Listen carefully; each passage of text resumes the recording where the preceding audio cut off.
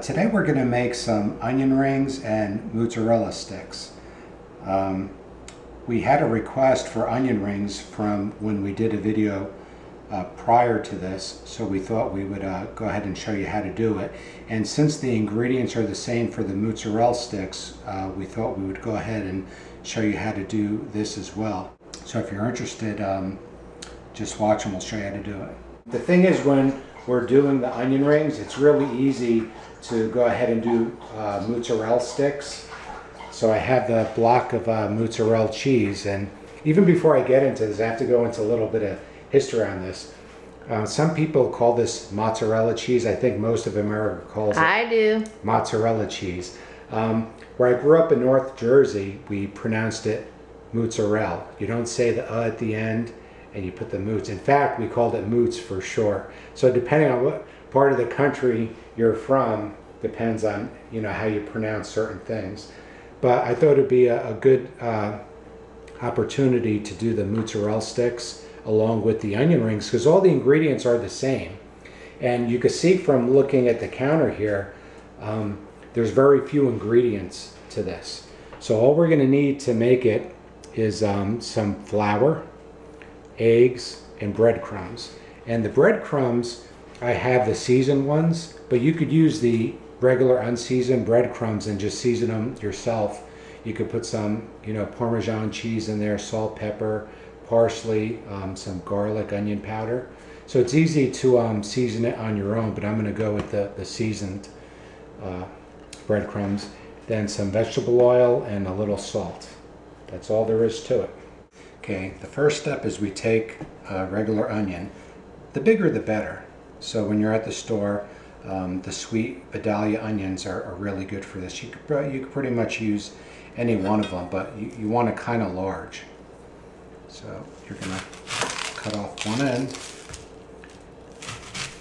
cut off the other. Okay, now you just want to cut that outer layer. And you just start peeling it off.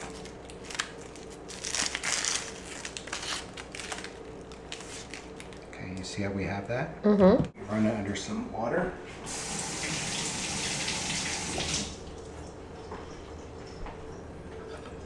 Okay, now we're going to slice the onion. And you want it about, is that about 1/4 of an inch thick? Mm.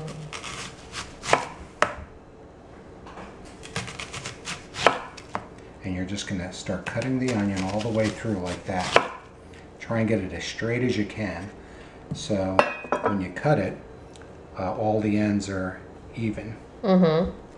Okay, now we have all these rings. So what you do, you just push. Get that center one out. And you could save that for something later.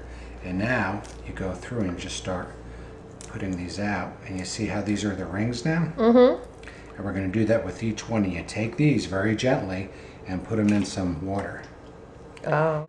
You see how many this one onion is going to make? Yeah, it's going to be plenty for you and I. Mm-hmm. These freeze really well. So even if you don't want to use them on a particular night, you want to make the mozzarella sticks, you just prepare the onion rings, put them in a Ziploc bag and freeze them. And they're perfect to cook as they're frozen. So you could have them at any other time, so you can make them and prepare them. How do you warm them up? Well, these, they're not cooked yet. We just breaded them. Oh, okay. So they're all ready to fry. Okay, gotcha. Now we just have a block of mozzarella cheese. And I used this before on something else, but I still had plenty left. And what I did with this, I put it in the freezer about an hour before I was going to cut it. Just makes it a little easier to work with when you're cutting. Oh, wow. All right, now you're going to, same thing, about 1/4 of an inch you're going to want on that. Mm-hmm. So on this, we should be able to get 3 sticks. Just like that. Okay, we have our mozzarella sticks cut, ready to go. We have our onions cut, soaking in water, ready to go. And now we're going to have our 3 bowls. We're going to have flour, egg, breadcrumb, and then we're going to put the finished product there. So, excuse me, I mean, I'm not going to really use any measurements here. But you want to put like a nice heaping pile there.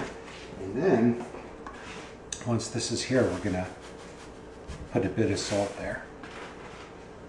Okay, and mix that up. Okay, now we're going to put the eggs in.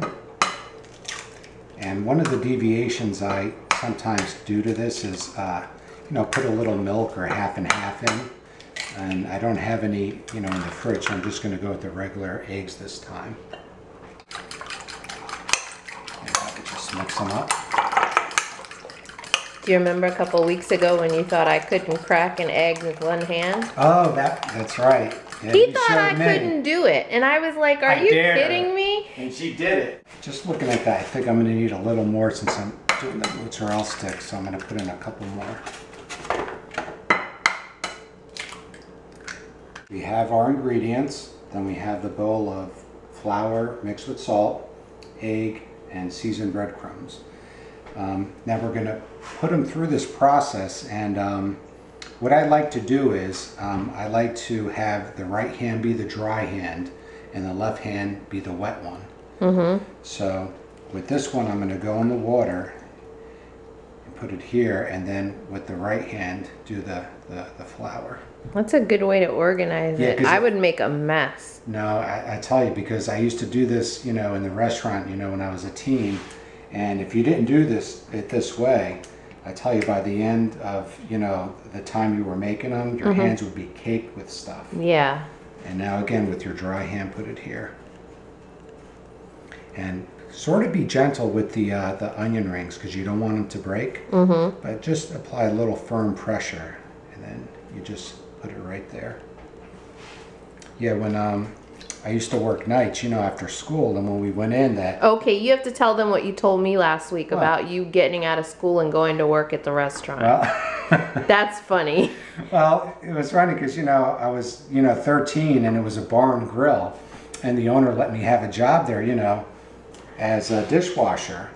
Well, you know, I was washing dishes, but I made friends with the cook, so he taught me, you know, how to do stuff and how to cook the things. And plus, you know, he liked to, you know, go to the bar and drink, so I would end up doing the work for him. Well, it turned out, you know, he quit, and they needed a cook that night, so they asked me if I could do it, and that's how I started. But how long after you started as a dishwasher? Only a couple months. Oh, wow. Yeah, maybe like 4 or 5 months. Mm-hmm. But the thing was, the head cook would leave a list of things to do at night, and like one thing would be make onion rings. He would call it make O-rings. And we used to use, for the container for the onion rings, the beer boxes. If you ever seen a case of beer, there's 4 6-packs, and you know how tall they are. That was the whole box that we would use to put the onion rings in. So can you imagine how many? Oh, that's a lot of them. It would be hours I would be doing this one particular task. Oh boy. This was sort of my own invention. I guess other people do it, but you know, the wet, dry hand thing, it really came in handy. No, I meant about when you got ready to go to work, what you made the driver do. Oh, the school bus? Yeah, I made him stop at the, you know, entrance to the bar so the kids could see me get out and walk into a bar. I thought that was kind of cool. That's funny. I was such a loser. As we're doing this, you see how we're going ahead and putting them on the plate? I'm just dipping them in the breadcrumbs one time, and you know, that's a moderate coating, and usually that will do the job, but some people like a really thick coating. And I've done this before, where you go ahead and you put it in the breadcrumbs like this, and you have your nice coating.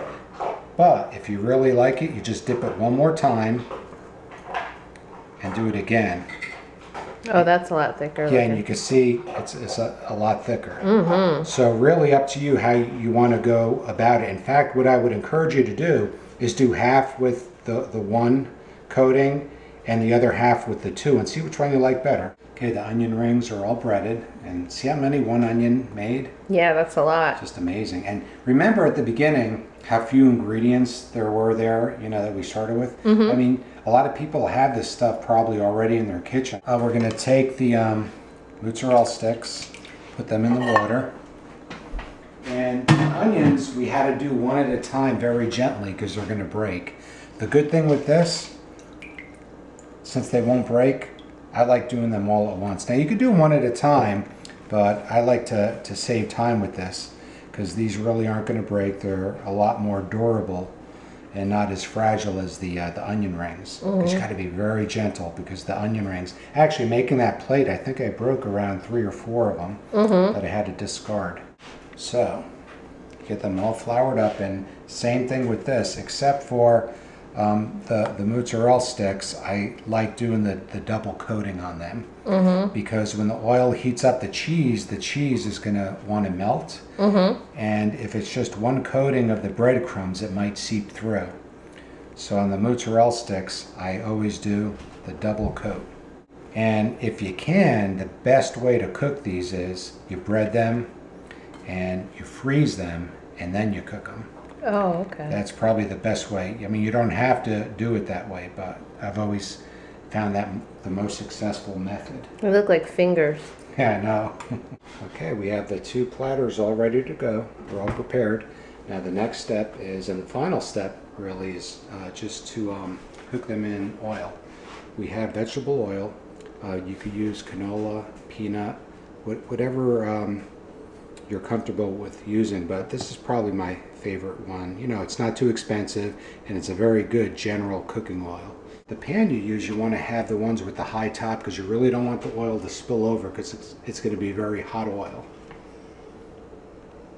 So you want to pour enough to where the mozzarella stick and the onion ring is going to be slightly submerged.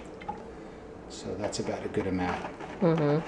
Now, the very important step here, and the key to this, is not to have the oil too hot. And this is really going to be the part you're going to have to master with your stove. If it's too hot, it's going to burn the coating before the inside cooks. So you want to get that balance to where it's a nice golden brown on the outside and it cooks on the inside.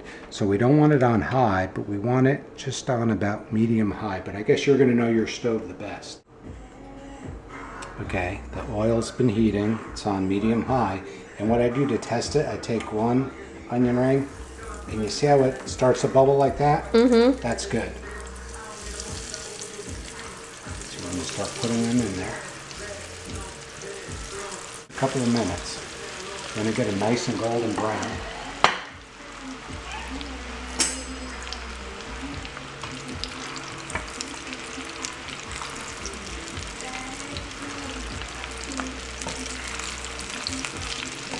See how that's cooking already? The heat seems just a little high, so I turned it down just a bit.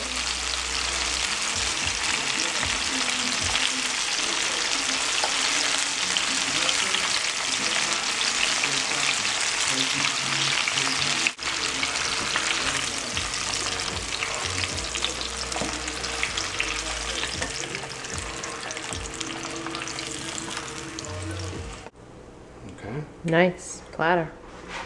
So now we just take the sticks and we're going to drop them in. And these cook kind of fast because you don't, since they're not frozen, you don't want the cheese to melt. So we're going to put them in, let them cook brown, and then take them right out.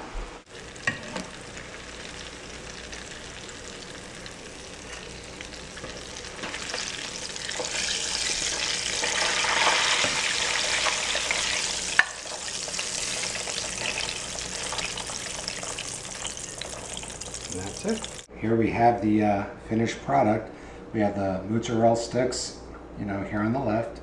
We have the onion rings, and we have some dipping sauce. I have some tomato sauce for the mozzarella sticks, and then we have some ranch and mustard for the O-rings, but you can put whatever sauces you want on here.